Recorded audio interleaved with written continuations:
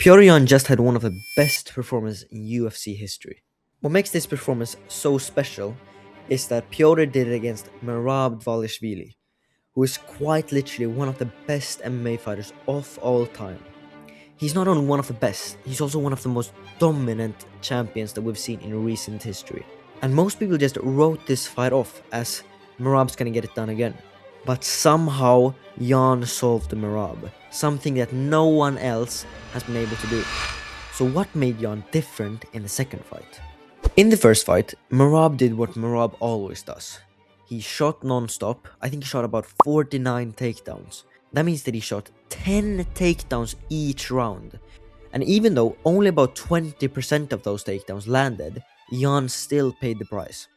Every time Yan hit the mat, he scrambled right back to his feet, which is exactly what you're supposed to do. Most strikers are taught that if they get taken down, you scramble back to your feet, because scrambling is the most equal part in grappling. It requires the least skill. And that sounds good, but it doesn't work against Merab. This is because scrambling is essentially max effort for 10 to 15 seconds, maybe even longer. And against Merab, who's always going to shoot, and some of those takedowns are going to land, this just tires you out, and this showed in the first fight against Merab. On top of that, Yan was way too passive in this fight. Instead of fighting, he focused on perfect defense. Now, Yan is one of the best defensive fighters in the UFC. He's probably even the best. But Yan focused way too much on defending what Merab threw rather than throwing his own shots.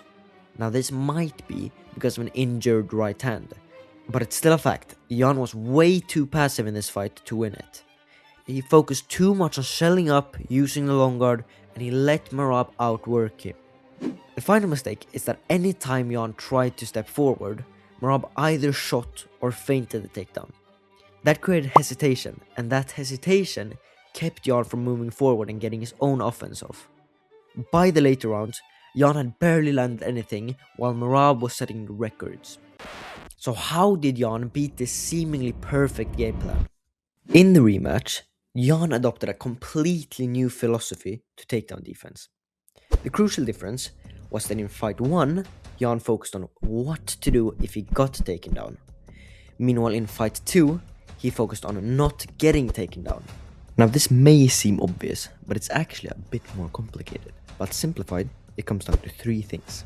Yan has always had great takedown defense, but against Merab, Yan started to focus less so on stressing his way out, and more so on making Merab work for them. And it paid off big time. Yan would utilize his great balance and simple tricks like frames, overhooks, underhooks, and defense in order to defend all of Merab's chain wrestling. This essentially meant that while Petr was simply keeping his balance, Merab was working with all his strength to try to get Petr down. One of the main differences between the grappling in the first and second fight was how Yan avoided open wrestling. Merab is really good on the open mat, so Petr immediately got himself up towards the fence when Merab shot.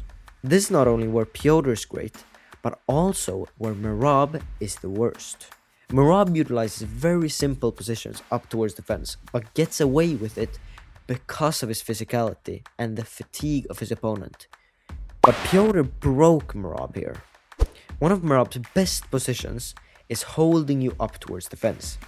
From here, he does just enough to stall the fight. But Yan had a sneaky solution, and it all comes down to this moment right here.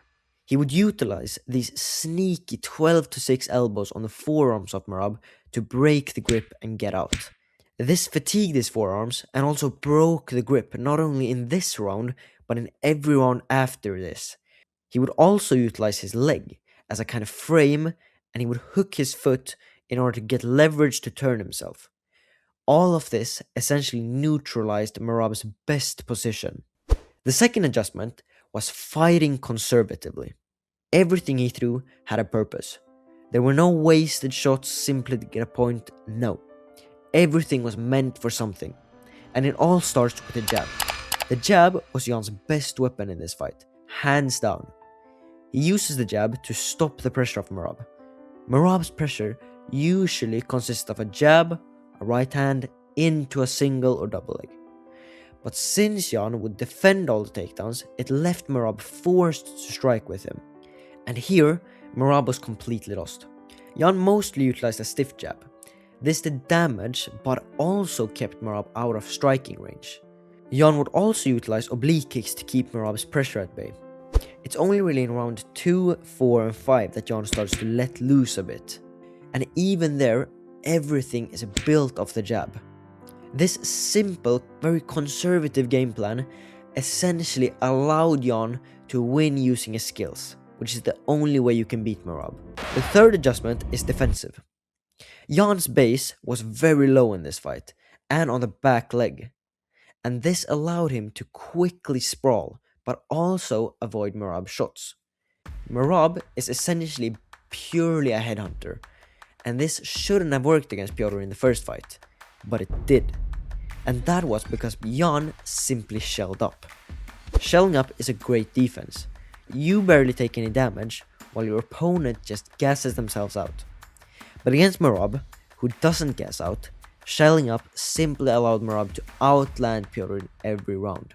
Instead, Petr saw this hole in Merab's game and started to look like Canelo out there. He utilized his weight distribution to always be able to duck under or slip punches.